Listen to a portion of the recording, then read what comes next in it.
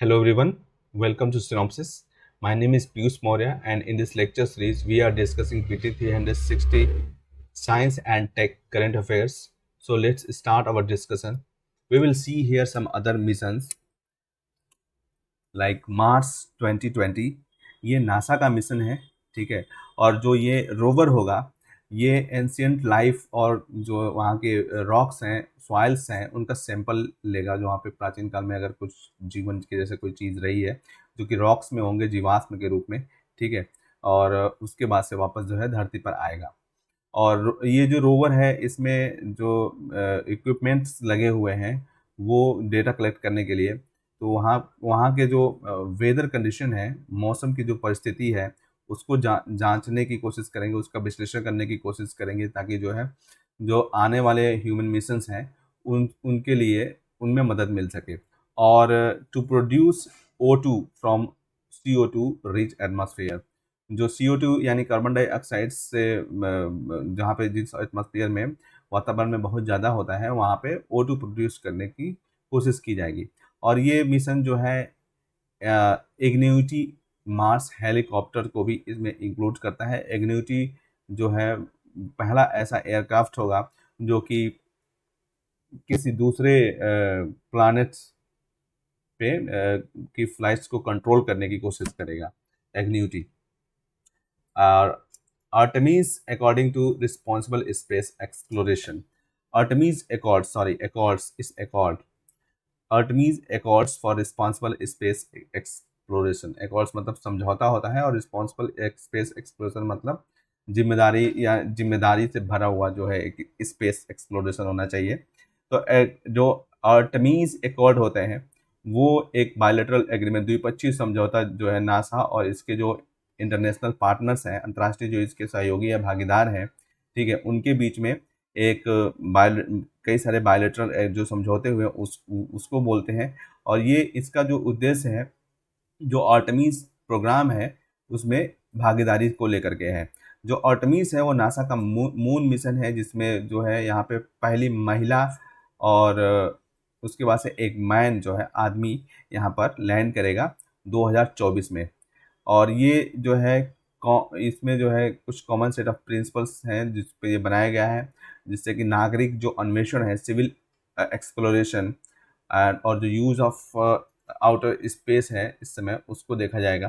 और जबकि बहुत सारे कंट्रीज़ और जो प्राइवेट प्लेयर्स हैं वो मिशंस अपने कंडक्ट कर रहे हैं, तो ऐसे में जो है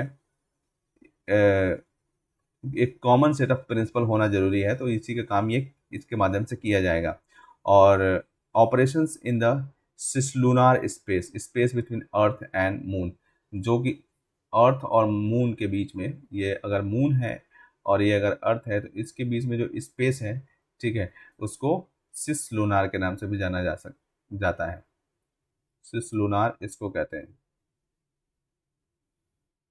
और जो एग्रीमेंट है इसमें कई सारे मानक शामिल किए गए हैं, जैसे कि ट्रांसपेरेंसी पारदर्शिता होने चाहिए और शांतिपूर्ण अन्वेषण होना चाहिए, इंटरऑपरेबिलिटी होनी चाहिए, इंटरऑपरेबिलिटी की व्यवस्था होनी चाहिए, रजिस्ट्रेशन ऑफ स्पेस ऑब्जेक्ट, जो स्पेस ऑब्जेक्ट छोड़ा जाएगा उसका पंजीकरण होना चाहिए, orbital debris and spacecraft disposal, ये सारी चीज़ें इसमें शामिल की जाएंगी। और जो ये एकॉर्ड है, जो समझौता है, वो आउटर स्पेस ट्रीटी 1967 पर बेस्ड है। और ये जो है फेयरनेस, निष्पक्षता और पीसफुल रिलेशन जो है at a time when humans were the first exploring final frontiers. ठीक है। तो जब उसको उसमें जो है ये पारदर्शिता और फेयरनेस को लेकर के किया जा रहा है। और अंटार्कटिका इम्पल्सिव ट्रांसमिशन एंटीना क्या है, इसको एनीटा भी बोलते हैं, Antarctica impulsive transmission antenna. Antenna ANITA is a instrument या एक रेडियो टेलीस्कोप है। ठीक है। और ये जो है अल्ट्रा हाई एनर्जी कॉस्मिक रोज जो होती हैं उसको पता लगाता है। ये जो है जो ultra high energy cosmic rays neutrinos from the scientific balloons flying over the continent of Antarctica. ठीक है। And neutrino is a sub atomic particle. और it is very similar to an electron. एक जो इलेक्ट्रॉन है उसके बिल्कुल समान ही होता है ये, लेकिन इसमें कोई इलेक्ट्रिकल चार्जेस नहीं होते हैं और ये बहुत ही कम द्रव्यमान वाले होते हैं, ठीक है। And they are one of the most abundant particle in the universe, मतलब यूनिवर्स में पाए जाने वाले सबसे ज़्यादा पार्टिकल्स में से एक है। जो एनीटा है वो पहला है नासा का ऑब्जर्वेटरी जो न्यूट्रिनोज का जो है, किसी भी प्रकार के न्यूट्रिनोज के लिए बनाया गया है, न्यूट्रिनोज, ठीक है। अंटार Antarctic impulsive transient antenna ANITA. Astrophysics stratospheric telescope for high spectral resolution observation at sub millimetre wavelength. ASTHROS यानी ये नासा का है, इसको एस्ट्रोस भी बोलते हैं। ये एक नया मिशन है जो कि एक टेलीस्कोप भेजेगा जो on A football size stadium size balloon, मतलब एक ऐसा टेलीस्कोप भेजा जाएगा इस पर जो एक फुटबॉल साइज स्टेडियम जो है, फुटबॉल साइज स्टेडियम के जैसे मतलब बड़ा बैलून होगा, ठीक है।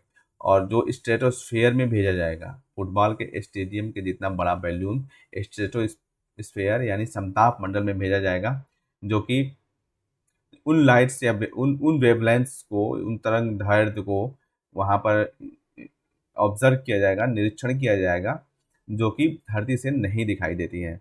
और इस मिशन में ये पता लगाने की कोशिश की जाएगी जो बड़े स्टार्स हैं, जो तारे हैं गैलेक्सी में, उन वो कैसे बनते हैं।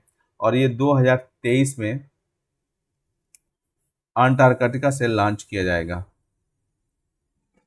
ओसिरिस जो है original, what is OSIRIS? Original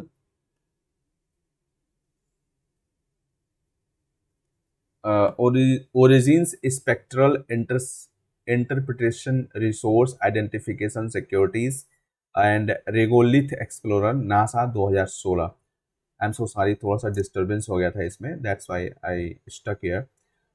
ओरिसिस REx origins spectral interpretation resource identification security regolith explorer, OSIRIS REx इसको बोलते हैं। ये नासा के द्वारा 2016 में लाया गया था और यह एक स्पेस क्राफ्ट है जो कि नियर अर्थ एस्टेरॉइड्स, और जिसको हम बेन्यू कहते हैं, ठीक है, वहाँ तक जाएगा। बेन्यू जो है एक नियर अर्थ एस्टेरॉइड है, धरती के पास का एक एस्टेरॉइड है, और ये कुछ सैंपल्स लेकर के वापस धरती पर आएगा स्टडी के लिए, अध्ययन के लिए। और जो जो इसका पहला सैंपल कलेक्शन जो अटेम्प्ट हुआ था वो 2020 में हुआ था। और it will help scientist investigate how planets form, कैसे प्लैनेट्स बनते हैं, कैसे लाइफ शुरू होती है, और कैसे जो है एस्टेरॉइड्स जो है के बारे में अंडरस्टैंडिंग हो रही है, वो इम्प्रूव होती है।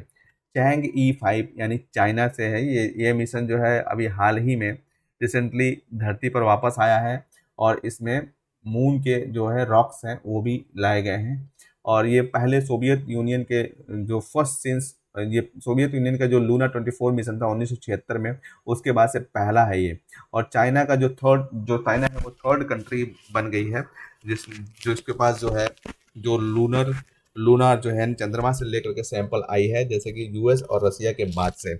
और जो ये मिशन है वो मॉन्स रुकमर जो वहाँ का एक एरिया है नॉर्थ में, वहाँ से इसने सैंपल कलेक्ट किया है।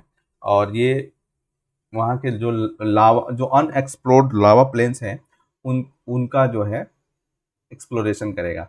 Aerial atmospheric remote sensing infrared exoplanets large survey space mission European space agency. और ये जो है एक स्पेस टेलीस्कोप है जो 2029 में लॉन्च किया जाएगा। एरियल, ठीक है, एरियल का फुल फॉर्म है atmospheric remote sensing infrared exoplanet large survey. और ये जो है स्पेस मिशन यूरोपीय एजेंसी का है, यूरोपीय स्पेस एजेंसी का। और ये एक स्पेस टेलीस्कोप है जो 2029 में लॉन्च किया जाएगा। और जो कंसर्टोरियम है इसमें जो है कम से कम 50 इंस्टीट्यूशंस को शामिल किया गया है, जिसमें से 17 जो यूरोपियन कंट्रीज हैं उनके 50 इंस्टीट्यूशंस को इसमें शामिल किया गया है।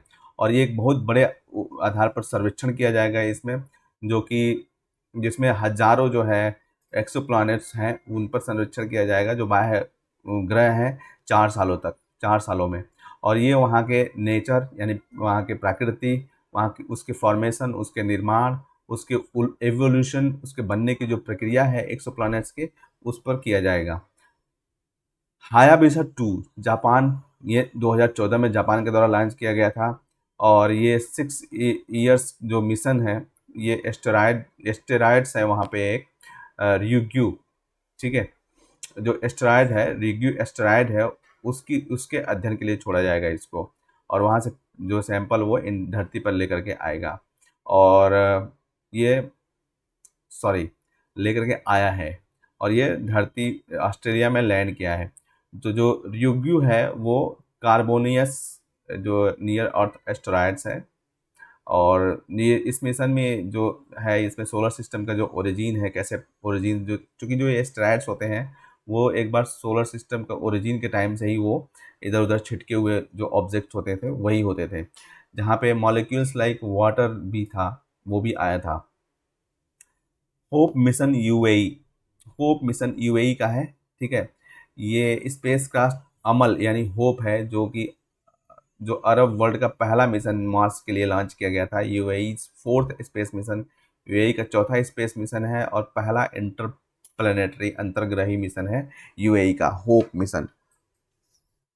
और ये जो है, जो मार्स है, मंगल ग्रह का चक्कर लगाएगा और जो मार्शियन एटमॉस्फेयर है उसका अध्ययन करेगा, और उसका जो इंट्रैक्शन है आउटर स्पेस और सोलर विंड्स के साथ, उसके साथ जो है उसका अध्ययन करेगा। सोलर ऑर्बिटर 2020 क्या है? सोलर ऑर्बिटर जो है यह एक इंटरनेशनल कोलैबोरेशन है यूरोपीय स्पेस एजेंसी और नासा का, जो कि सन का अध्ययन करेगा। और ये पहला क्लोज पास जो है सन के साथ इसने कंप्लीट कर लिया है।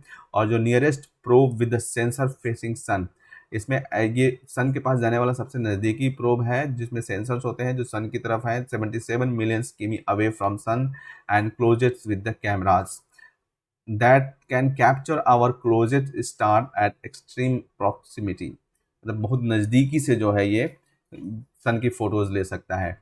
बेपी कोलंबो, बेबी कोलंबो जो है एक यूरोपीय स्पेस एजेंसी और Japan aerospace exploration agency JAXA, JAXA का जो है एक जॉइंट मिशन है। और ये पहला यूरोपीय मिशन है जो मर्क्यूरी यानी बुध ग्रह के लिए जाएगा। और first to send two spacecraft, जो पहला ऐसा है जो 2 स्पेस क्राफ्ट भेजे जाएंगे जिसमें कम्प्लीमेंट्री मेजरमेंट्स जो किए जाएंगे मर्क्यूरी का। और इसमें 2 इंडिविजुअल ऑर्बिटर्स भी हैं, ESE मर्क्यूरी प्लानिटरी ऑर्बिटर और जाक्सा मर्क्यूरी मैग्नेटोस्फेरिक ऑर्बिटर। और हाल ही में जो है इसने अपना जो है फर्स्ट फ्लाई बाई जो है वीनस का, मतलब वीनस से गुजरते हुए जो है पहला इसने अपनी कंप्लीट कर लिया है। स्टार डस्ट 1.0, स्टार डस्ट 1.0 जो है वो लोरिंग कॉमर्स सेंटर यूएसए से लॉन्च किया गया था। और ये पहला जो है commercial space launch powered by biofuel, biofuel से लॉन्च किया जाने वाला पहला वाणिज्यिक स्पेस लॉन्च बन गया है स्टार डस्ट। जो रॉकेट है वो ब्लू स्विफ्ट के द्वारा बनाया गया है, जो एक एरोस्पेस कंपनी है जो मायने में है। और जो ये रॉकेट्स हैं ये स्मॉल जो छोटे छोटे सैटेलाइट्स हैं जैसे क्यूब सैट जो है उनको स्पेस में लॉन्च करने के लिए बनाए गए हैं। और न्यू सेफोर्ड ब्लू ओरिजिन यूएसए का है। ये एक reusable sub orbital rocket system है, ठीक है, दोबारा से इसको 2 बार मतलब यूज़ किया जा सकने वाला सब ऑर्बिटल रॉकेट सिस्टम है। और ये जो है एस्ट्रोनॉट्स और रिसर्च पेलोड्स को जो है कारमान लाइन जो है internationally recognised boundary of space, Karman line ये एक इंटरेस्टिंग चीज़ है जो जो इंटरनेशनली अंतर्राष्ट्रीय स्तर पर जो है एक बाउंड्री लाइन बनाया गया है, माना गया है जिसको स्पेस से रिलेटेड कारमान लाइन, उससे वो वहाँ पर ले जाने के लिए बनाया गया है। 30 मीटर टेलीस्कोप TMT प्रोजेक्ट क्या है? ये भी जो है एक अंतरिक्ष में बहुत दूर तक देखने के लिए, और अब जो कॉस्मिक ऑब्जेक्ट्स हैं, जो यूनिवर्स के ऑब्जेक्ट हैं, उनको जो है असाधारण रूप से मतलब संवेदी होगा, ये सेंसिटिविटी से देखने के लिए बनाया गया है।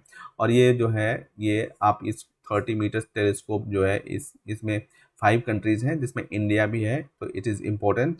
India, Canada, USA, China and Japan. और ये मौना केई जो है वहाँ पे हवाई में, वहाँ पे इंस्टॉल किया गया है।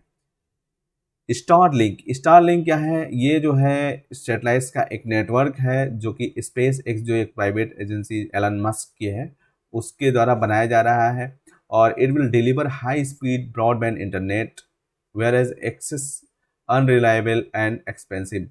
उन जगहों पे जो है जहाँ पे भी अच्छे से इंटरनेट नहीं पहुँचता है, वहाँ पे हाई स्पीड ब्रॉडबैंड मतलब इंटरनेट पहुँचाया जाएगा। और ये 5 किमी जो है अर्थ के सरफेस से ऊपर से 550 किलोमीटर ऊपर से काम करेगा, यानी कि लोअर अर्थ ऑर्बिट में। कन्वेक्शनल इंटरनेट सेटेलाइट जो हैं वो 35,000 किलोमीटर की ऊंचाई तक जाएंगे। तो ये एक काफ़ी मतलब बढ़िया इनिशिएटिव है। कम ऊंचाई से ही इंटरनेट की सर्विसेज प्रोवाइड कराई जा सकती हैं। एस्टेरॉयड 16 साइके, ये जो है जो सोलर सिस्टम है उसमें सबसे बड़े जो एस्टेरॉयड्स हैं उनमें से एक है, जो मार्स और जुपिटर के बीच में है। और जो एस्टेरॉयड्स होते हैं इनको कभी कभी माइनर प्लैनेट्स भी कहा जाता है, छोटे ग्रह भी कहा जाता है। ये जो है पथरीले होते हैं और यहाँ पे हवा नहीं होती है, ठीक है। और ये जो सोलर सिस्टम का सबसे पहले जो बना था सोलर सिस्टम, उसके मतलब कुछ उसी से रिलेटेड होते हैं ये। तो जो 16 साइके है वो पूरा एक मेटल से बना हुआ हो सकता है, धातु का बना हुआ हो सकता है।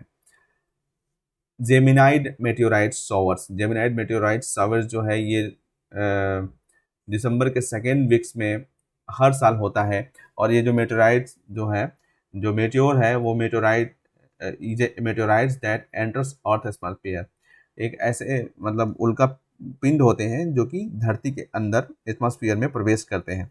और जो मेटेओराइट्स होते हैं वो ऐसे ऑब्जेक्ट होते हैं जिनके जो साइज होती है वो या तो बहुत छोटी हो सकती है, ग्रेन दाने के बराबर हो सकती है, या छोटे छोटे एस्टेरॉइड्स भी हो सकते हैं।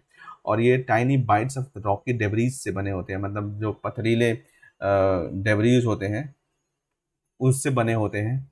और जो अ, ये जो है एक स्मॉल स्मॉल जो एस्टेरॉयड था, उसका नाम था 3200 फायथॉन, जो है उसके कचड़े से मतलब उसको टूटने की वजह से ये बने हुए थे, जो जेमिनाइड मेटेओराइट शॉवर्स होते हैं वो। जो पाइथियन लूप्स था वो सन जो था वो अराउंड 1.4 एवरी 1.4 ईयर्स में होता है। और an orbit that approaches sun closer than any other known asteroid, तो ये सबसे नज़दीक पहुंचता है सन के। अगला हमारा टॉपिक शुरू होने वाला है डिफेंस टेक्नोलॉजी। तो चलिए हम डिफेंस टेक्नोलॉजी को डिस्कस करते हैं। काफ़ी इंटरेस्टिंग टॉपिक होने वाला है।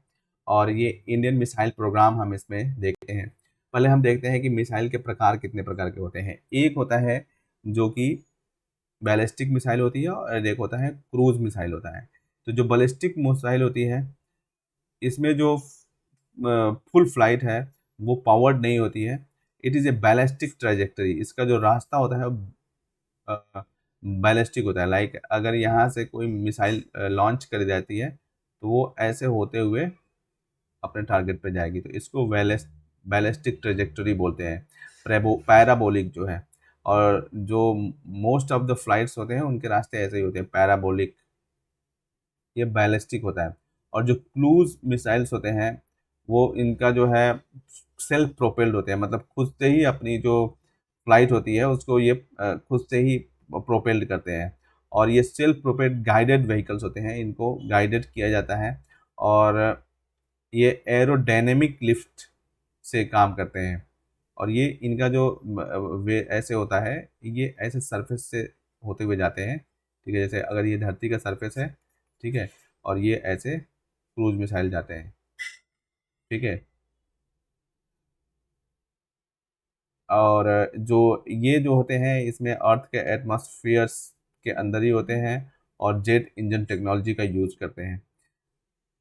टाइप्स टाइप्स कौन कौन से होते हैं स्पीड के हिसाब से, ठीक है। साउंड का स्पीड कितना है? 1 Mac.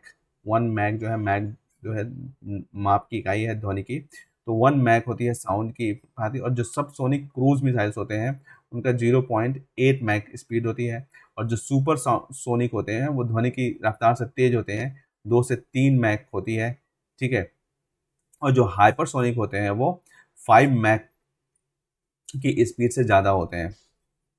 Concepts related to the missiles, missile से जुड़े हुए कॉन्सेप्ट्स हैं कुछ। न्यूअर वर्जन जो नए मिसाइल्स होते हैं वो उनके जो रॉकेट्स होते हैं वो सॉलिड फ्यूल्स के बनाए जाते हैं, ठोस ईंधन से बनाए जाते हैं, जो कि कम्पैक्ट और एनर्जी डेंस होते हैं। इसलिए जो मिशंस होते हैं वो लंबे दूरी तक को कवर करते हैं, ठीक है। और जो लैंड बेस्ड मिसाइल होती हैं इनका जो रेंज है वो ज़्यादा होता है एयर बेस्ड मिसाइल्स से, और जो सबमरीन वर्जन होती है उससे भी, ठीक है। A tactical ballistic missile, tactical ballistic missile क्या कहते हैं, इसको बैटल फील्ड रेंज मिसाइल भी कहते हैं, BRBM, यानी कि जो युद्ध क्षेत्र में यूज़ की जाने वाली मिसाइल्स होती हैं, और जो ये शॉर्ट रेंज के लिए ही बनाई जाती हैं। जैसे इनका रेंज जो है 300 किलोमीटर से कम होता है, यानी कि युद्ध क्षेत्र में इसको ले जा करके छोड़ा जा सकता है। फैन लड़ाई अगर कहीं पे हो रही है, युद्ध हो रहा है, तो यहाँ पे ये battle field range ballistic missiles छोड़े जा सकते हैं। रैमजेट इंजन क्या है?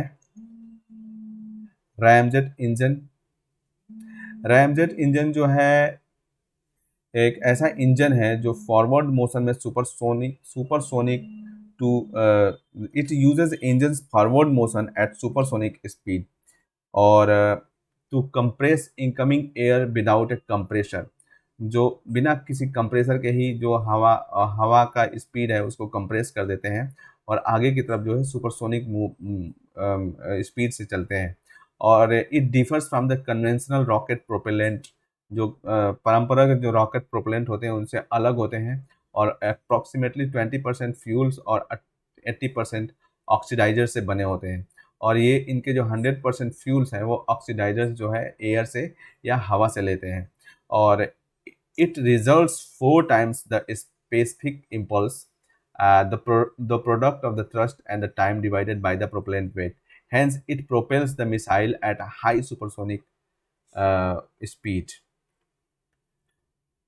IGMDP यानी integrated guided missile development programme, एकीकृत निर्देशित मिसाइल विकास कार्यक्रम, ठीक है। जो IGMDP है, इंटीग्रेटेड गाइडेड मिसाइल जो प्रोग्राम है, वो जो है डॉक्टर कलाम के द्वारा 1983 में शुरू किया गया था, और DRDO के द्वारा डेवलप किया गया। जो पृथ्वी है, पृथ्वी हमारी जो मिसाइल्स है ये सरफेस टू सरफेस आती है, सरफेस टू सरफेस मिसाइल है, और ये न्यूक्लियर कैपेबल है, परमाणु पेलोड्स ले जा सकती है, और बैलिस्टिक मिसाइल है। इसकी जो शॉर्ट रेंज होती है पृथ्वी 1 की, ये लैंड वर्जन में 150 किलोमीटर, पृथ्वी सेकेंड की जो है एयर वर्जन में 350 किलोमीटर, और पृथ्वी थर्ड की जो है, या धनुष, इसको धनुष नाम से भी जानते हैं पृथ्वी थर्ड को, ये नेवल वेरिएंट है 150 किलोमीटर। और जो इसके फ्यूल हैं वो लिक्विड होते हैं जो अब सॉलिड हो गए हैं, ठीक है। अग्नि मिसाइल क्या है? अग्नि मिसाइल जो है सरफेस टू सरफेस मिसाइल है, जो कि न्यूक्लियर कैपेबल है, बैलिस्टिक मिसाइल है। अग्नि 5 जो है ये इंटर कॉन्टिनेंटल बैलिस्टिक मिसाइल है। इंटर कॉन्टिनेंटल यानी कि अंतर महाद्वीपीय बैलिस्टिक, मतलब एक महाद्वीप में ही कवर कर सकती है। जो अग्नि 6 है ये भी जो है सबमरीन से भी लॉन्च की जा सकती है, और लैंड बेस्ड लॉन्चर से भी लॉन्च की जा सकती है। जो इसकी रेंज है वो शॉर्ट, इंटरमीडिएट होती है, मीडियम होती है, इंटर कॉन्टिनेंटल हो सकती है रेंज इसकी, और जो इसका फ्यूल होता है वो सॉलिड होता है। हाई एक्यूरेसी नेविगेशन सिस्टम होता है इसके अंदर, ring laser, gyro based inertial navigation system, and micro navigation system भी होते हैं। और इसके जो काम है वो अभी प्रोग्रेस में है, और multiple independently targetable re entry vehicles जो है, मल्टीपल इंडिपेंडेंटली टारगेट रे व्हीकल्स जो होते हैं वो अग्नि ए के लिए काम करेंगे। ये जो होते हैं इसमें कई सारे टारगेट्स को सेट करके जो है किया जा सकता है, जिसमें वो कई सारे टारगेट्स को हिट कर सकते हैं। त्रिशूल क्या है? त्रिशूल एक short range surface to air missile है। ये ज़मीन से हवा में जाने वाली एक कम दूरी की मिसाइल है, और ये जो है लो लो लेवल अटैकिंग मिसाइल्स है, मतलब कम लेवल पे ही अटैक कर सकती है। इसका जो फ्यूल है वो सॉलिड है। त्रिशूल जैसे फेंके जाते हैं तो नज़दीक पे ही फेंके जा सकते हैं, तो ऐसा आप समझ लो इसको। आकाश जो है वो सुपरसोनिक है, यानी इसकी स्पीड जो होती है 2 मैक तक होती है, 2 मैक से ज़्यादा होती है। और ये मीडियम रेंज होती है और सरफेस टू एयर होती है, ठीक है, ज़मीन से हवा में। और ये मल्टीपल टारगेट्स को एक साथ जो है भेज सकती है। इसकी रेंज 30 किलोमीटर और ये कम से कम 50 केजी तक का वॉर हेड्स ले जा सकता है। इसका न्यूज़ में क्यों था? क्योंकि कैबिनेट ने जो आकाश का एक्सपोर्ट है मिसाइल सिस्टम का, जो अपने दो दोस्त कंट्रीज हैं, देश हैं, उनको किया जा सकता है, उनको भारत दे सकता है Akash. Akash NG new generation missile जो है ये intercept high manoeuvring low radars cross sections aerial threats. Intercepting कर मतलब ये उनको ऊपर ही मार भी सकती है। नाग प्रॉस्पिना नाग प्रॉस्पिना जो है एक फॉरगेट फायर एंड फॉरगेट होती है, मतलब दागो और भूल जाओ। एंटी टैंक गाइडेड मिसाइल होती है, ये टैंक को उड़ाने वाली मिसाइल होती है, ठीक है। और ये इंडिया की third generation anti tank guided missile है, जिसकी रेंज 500 किलोमीटर से 20 किलोमीटर तक होती है। हेलिना क्या है? हेलिना हेलीकॉप्टर जो है, ये हेलीकॉप्टर से लॉन्च होने वाला नाग मिसाइल है। और ये जो है ध्रुव और रुद्रा जो हेलीकॉप्टर्स हैं वहाँ से लॉन्च किए जा सकते हैं। और stand of anti tank Sant missile, ये जो है एक जो है हेलीकॉप्टर लॉन्च हेलिना का जो है अपग्रेडेड वर्जन है सैंट मिसाइल। और नामिका क्या है? नामिका जो है एक लैंड बेस्ड वर्जन है, और ये BPM-2 जो है कैरियर व्हीकल, इसके द्वारा ऑपरेट किया जाता है। नेक्स्ट है क्रूज मिसाइल में आपका ब्रह्मोस आएगा। ये शॉर्ट रेंज मिसाइल है 290 किलोमीटर की, और सुपरसोनिक क्रूज मिसाइल है, ठीक है। इसके जो स्पीड होती है वो 5 मैक्स से ऊपर होती है। और ये जो है इंडिया और रसिया के द्वारा जॉइंटली डेवलप किया गया था, और ब्रह्मपुत्रा नदी और मास्को नदी के नाम पर इसका नाम ब्रह्मोस में पड़ा है। मॉस्कोवा नदी के नाम पर। और it can be launched from land, air and submarine ship, सारी जगहों से ये लॉन्च किया जा सकता है। और ये वर्ल्ड का जो है सबसे तेज एंटी शिप क्रूज मिसाइल है। इसका जो पहला स्टेज है वो सॉलिड प्रोपेल्ड बूस्टर से बनाया गया है, और जो सेकेंड स्टेज है वो लिक्विड फ्यूल्ड रैमजेट इंजन से बनाया गया है। और इंडिया जो है मिसाइल टेक्नोलॉजी कंट्रोल रिजीम का अब पार्टनर बन चुका है 2016 में। तो जो इसकी रेंज है वो 600 किलोमीटर की जा सकती है, और जो मेंबर्स नहीं होते हैं उनको 300 किलोमीटर तक की रहती है। अभी न्यूज़ में ये था कि जो ये रेंज है, जो लैंड अटैक्ड वर्जन है इसका, वो 400 किलोमीटर जो है 290 से 400 किलोमीटर बढ़ा दिया गया है। और इसकी जो स्पीड है वो 2.1 मैक तक जो है मेंटेन किया गया है। निर्भया क्या है? निर्भय एक long range subsonic designed and developed by DRDO, एक लॉन्ग रेंज सबसोनिक मिसाइल है, ठीक है। और ये जो है both carrying convention and nuclear warheads, मतलब परंपरागत और न्यूक्लियर दोनों जो है वॉरहेड्स ले जा सकता है। इसका सॉलिड प्रोपेलेंट जो है पहला स्टेज में है, और सेकेंड स्टेज में लिक्विड फ्यूल्ड टर्बोफॉन इंजन है। और in India all other missiles are supersonic. Nag Nirbhay को छोड़कर बाकी सारी मिसाइल जो है इंडिया में वो सुपरसोनिक हैं। अस्त्रा क्या है? अस्त्रा जो है एक is an active radar homing, ये बियॉन्ड विजुअल रेंज जो है एयर टू एयर मिसाइल है। बियॉन्ड विजुअल रेंज मतलब दिखाई नहीं देने वाले रेंज से ऊपर की एयर टू एयर मिसाइल है। और ये जो है पहला एयर टू एयर मिसाइल है जो इंडिया के DRDO के द्वारा डेवलप किया गया है। और इसका सुपरसोनिक स्पीड जो है 4.5 मैक से ऊपर की है। और इसमें HTPV solid plus minus solid fuel इसमें यूज़ किया गया है। एक्टिव रडार होमिंग क्या है? ये एक मिसाइल है, गाइडेंस है, जो मेथड है जो कि मिसाइल को रडार के जो ट्रांसीवर्स होते हैं उसका यूज़ करता है, उसमें होता है। सौर्य क्या है? यह मीडियम रेंज और canister launched hypersonic surface to surface, सतह से सतह तक की जो है एक टैक्टिकल मिसाइल है। और कैंस्टर बेस्ड सिस्टम क्या होता है कि इसमें जो है it stores and operate from specially designed compartments, ये स्पेशली डिजाइन कंपार्टमेंट्स में स्टोर और ऑपरेट किए जाते हैं, और ये DRDO के द्वारा विकसित किया गया है। और ये एक लैंड बेस्ड पैरेलल और सबमैरिनिक लॉन्च्ड K5 मिसाइल्स हैं। तो अभी हम इस क्लास को यहीं पे समाप्त करते हैं, फिर नेक्स्ट क्लास में हम आगे के टॉपिक को डिस्कस करेंगे। Thank you so much.